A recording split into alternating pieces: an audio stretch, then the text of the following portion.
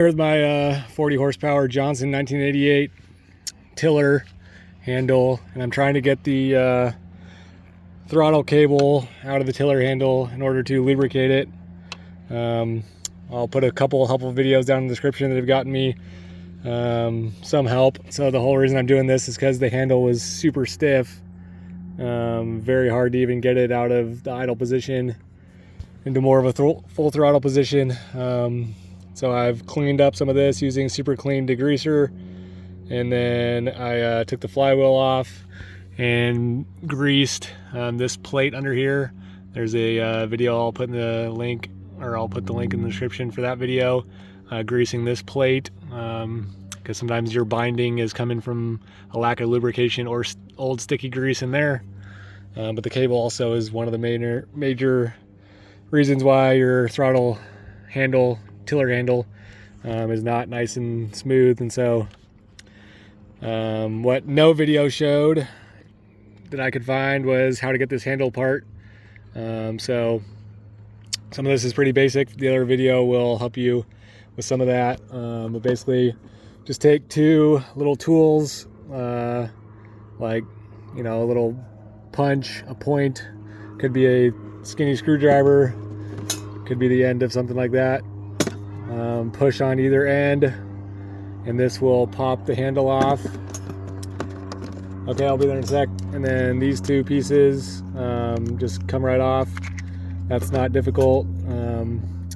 Inside here, there's a little pin, this little guy, and these two slide up and down in that shaft connected to the cable. Right now the cable's rotated so you can't really see it. All right, there's the hole.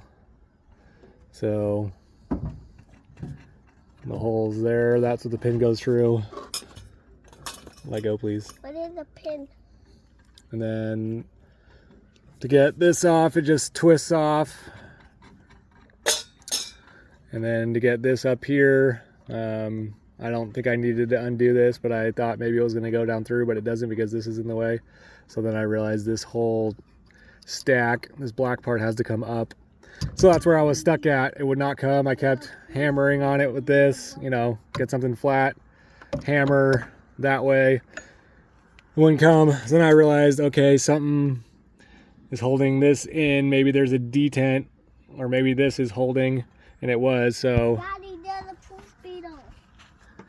I'm busy right now, buddy. So you got to knock this out with a punch. That was not easy. The punch obviously starts binding on the outside metal because it's not thin enough. So then I used a skinny nail. Where'd my nail go?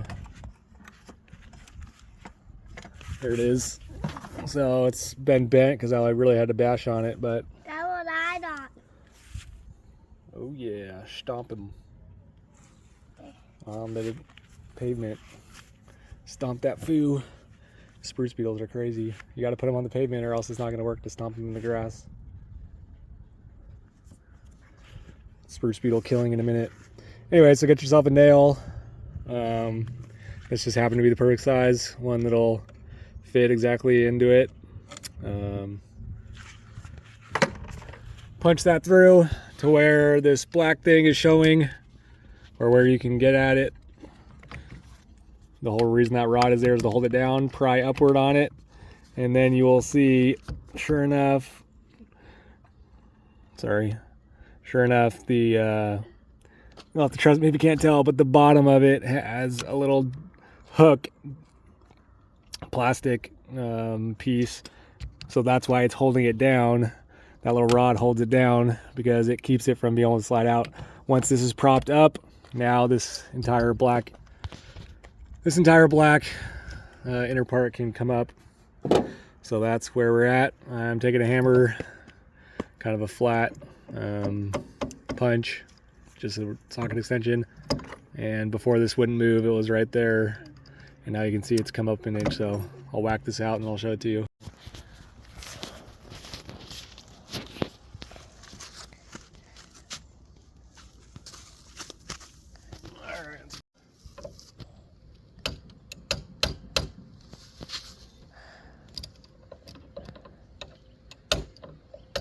Tell me when plus it.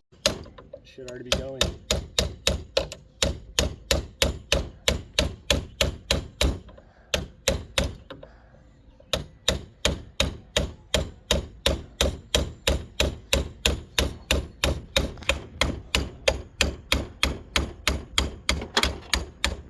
Oh yeah. That's what you call lots of corrosion. Oh yeah, look at this thing. Oh yeah, there it goes. Got it, baby. Look at the old grease on that. Look at the old crusty grease. It's like plastic. Let's see. Alright, so now that it can come up, we gotta free the cable. So I took these two doodads off. This one was right here. Just threads off. This one was down there, same thing, threads off. They both just slide off this end. Now that's free. So now I am going to take this entire handle mount off. So there's 2 bolts in here. 1, 2. I already got one nut off. 7/16. Sorry, 9/16. 9/16. So we're gonna take the other one off, and then we'll drop this whole thing down. Then the cable can come out easier, because we cannot take the 2 wires out because one of the wires goes through here. So only this cable is going to be able to slide through. The wires are going to stay put. And then the last thing you got to free after you get this loose is take this bolt off, pop that out, and then your cable will be free. All right, so when you get it to this point, you want to separate the wires from the cable. So push your cable in, meaning pull it out right there, and then you should have enough room to get it out, the cable away from the wires.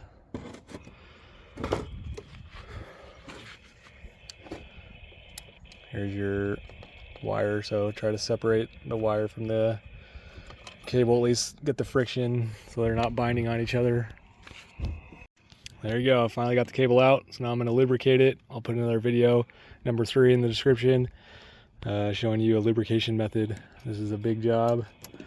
Don't know if it's worth it, but hopefully it'll be nice and lubricated, and the throttle will be real smooth after we do this 5-hour project. Alrighty, it's now the next day. I was up till like 2 a.m., at least 1:30, with the headlamp on, joined by all the mosquitoes, working on it. Definitely works a whole lot better now. So, not 100%, but